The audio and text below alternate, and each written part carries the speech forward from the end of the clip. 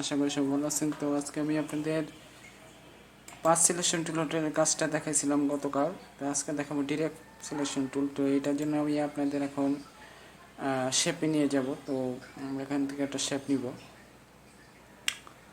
তো শেপটা নিতে হলে আমরা আগে একটা নিউ ফোল্ডার নিতে হবে। তো আমরা এখান থেকে একটা নিউ ফোল্ডার নিলাম। নেওয়ার পরে এখন আমি এই জায়গায় মনে করেন একটা শেপ নিব। তো শেপটা আমি এখান থেকে রেক্টাঙ্গল টুলের মাধ্যমে আমি আপনাদের দেখাবো যে কীভাবে আঁকা যায়। তো সে বিষয়টা দেখেন আপনারা। তো আমি অলরেডি আঁকতেছি। তো আমি এটা একটু মোটা করতেছি যাতে আপনাদের চিকন করে বিষয়টা দেখাতে পারি। ওইটাই মূলত ডিরেক্ট পাঁচ সিলেকশনের কাজ। তো এটা হলো আপনি বাড়াতে পারেন, কমাতে পারেন। তো এটাকে বড় করতে পারেন, ছোটো করতে পারবেন। তো এই বিষয়টা এখন আপনারা দেখবেন। তো আমি এখন আপনাদের দেখাচ্ছি, আপনারা মনোযোগ দিয়ে বিষয়টা দেখেন।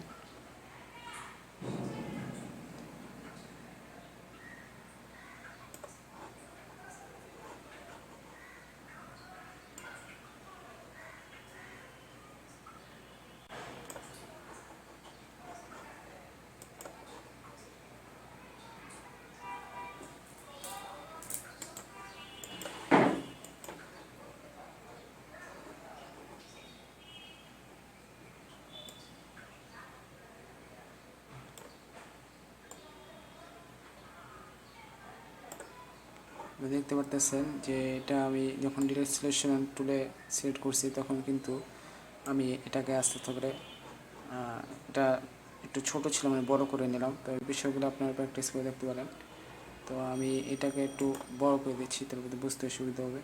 তো এখন এই জায়গাটা বেশি মোটা দেখাচ্ছে। তো আমি এখন ডিরেক্ট সিলেকশন টুলের মাধ্যমে এটাকে চিকন করব। তো বিষয়টা দেখেন কীভাবে। এখান থেকে আমি এটা ডিরেক্ট সিলেকশন টুল সিলেক্ট করলাম। তো এখন এটাকে আমি একটু ছোট করে দেব। তো আপনারা দেখবেন আমি কোনটা দিয়ে ছোট করি, কোনটা দিয়ে বড় করি, এই বিষয়গুলি দেখবেন। কোন পয়েন্টারটার মাধ্যমে আমরা এটা ছোট করতে পারবো এবং বড় করতে পারবো। হ্যাঁ, তাই দেখেন আমি কিন্তু কাজগুলো করতেছি। আপনার মনোযোগ বিষয়টা দেখবেন।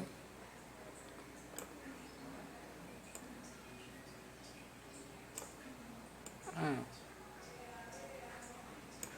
আমি কীভাবে বাড়াচ্ছি, কোনটা দিয়ে বাড়াচ্ছি, এগুলি আপনার খেয়াল করবেন। তো দেখতে থাকেন।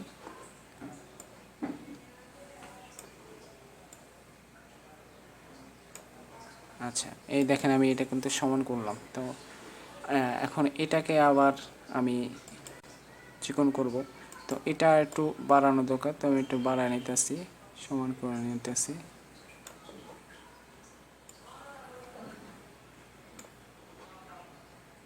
হ্যাঁ, অনেকটা সমান কিন্তু হয়ে গেছে। তো এটা অনেক সাধারণ ব্যাপার, আপনারা চেষ্টা করলে এগুলি কাজ করতে পারবেন। তো আমি এখন এটাকে একটু এই জায়গাটা একটু বেশি গ্যাপ মনে হচ্ছে, যেন আমি এটাকে একটু চিকন করে দিচ্ছি। তো বিষয়টা দেখেন আমি কিভাবে করছি। হ্যাঁ, এই যে দেখতে পারতেছেন। তো আশা করি প্র্যাকটিস করলে আপনার জিনিসগুলি আরও ভালো। আমি তো এটাই বানিয়ে দেখাচ্ছি, আপনারা চাইলে এগুলি অন্য অন্য অক্ষরও বানাতে পারবেন ইলেকট্রনিক টুলের মাধ্যমে। তো আশা করি বিষয়টা বুঝতে পারতেছেন। তো আমি আপনাদের দেখাচ্ছি, আপনার মনোযোগ দিয়ে বিষয়টা দেখেন এবং আশা করি ভিডিওটি প্রথম থেকে শেষ পর্যন্ত আপনারা দেখবেন। পরবর্তীতে যদি বুঝতে হিসেবে বারবার স্ক্রল করে করে বিষয়গুলি দেখবেন যে কোনটাতে আমি বাড়াইছি, কোনটাতে কমাইছি। তো এই যে এখন মনে করেন এটা একটু বেঁকা আছে, আমরা দেখতে পারতেছি, একটু সোজা করা যাবে। এই যে আমি এখানে সোজা করে দিচ্ছি।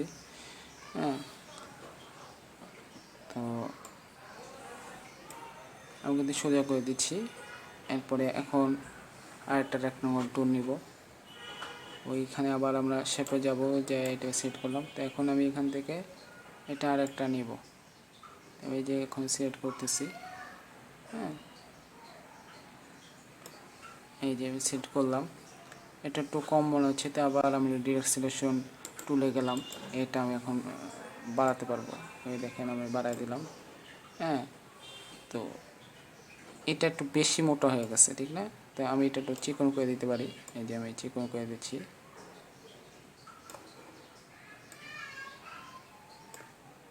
হ্যাঁ, আর এটা এই জায়গাটা গ্যাপটা বেশি দেখা যাচ্ছে, তো এটা আমি একটু টেনে ওদিকে নিয়ে যাচ্ছি।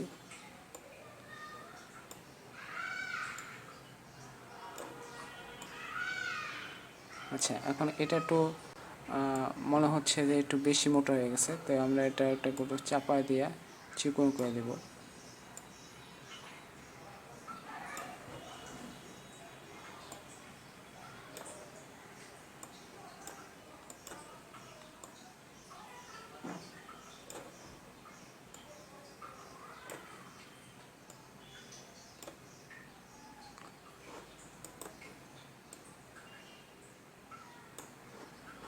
আপনার তো এইটা এখন মনে করেন আমি একটা লাইনে আনছি, তো এখন আমি এটা মনে করেন এই জায়গায় যে বিষয়টা আছে এটাকে আর একটু চিকন করা দরকার, তো আমি একটু চিকন করতেছি। হ্যাঁ, এই যে চিকন করলাম, তো অনেকটা কিন্তু এই শেপে চলে আসছে এটা। তো এই হলো বিষয়, আশা করি আপনার প্র্যাকটিস করলে বিষয়টা বুঝতে পারবেন। এখন এটা একটু মোটা দেখাচ্ছে, আমি এটাকে একটু চিকন করে দিব।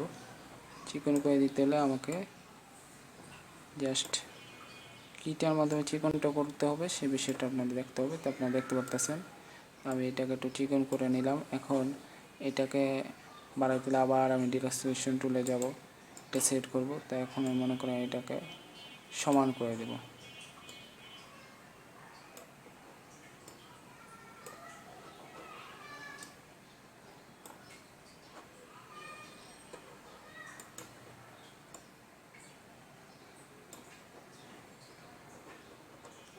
এটা হলো সাধারণ ব্যাপার, তো আপনারা চেষ্টা করলে এগুলি আপনারা করতে পারবেন। আমি জাস্ট আপনাদের প্রসেসটা দেখাই দিতেছি।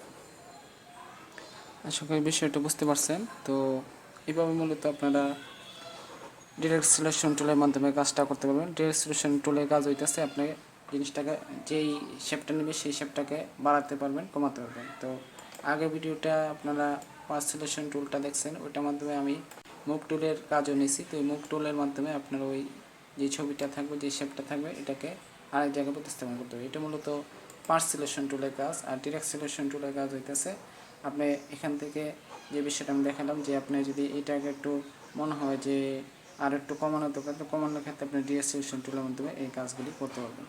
তো আশা করি বিষয়টা বুঝতে পারছেন। তো ভিডিওটি যদি ভালো লেগে থাকে ভিডিওটি লাইক দেবেন, চ্যানেলটি সাবস্ক্রাইব করবেন। যারা আমার চ্যানেলে নতুন আসছেন, চ্যানেল ভিডিওগুলি দেখার পর যদি ভালো লাগে তো সাবস্ক্রাইব করে আমার সাথে থাকবেন। তো সবাইকে ধন্যবাদ।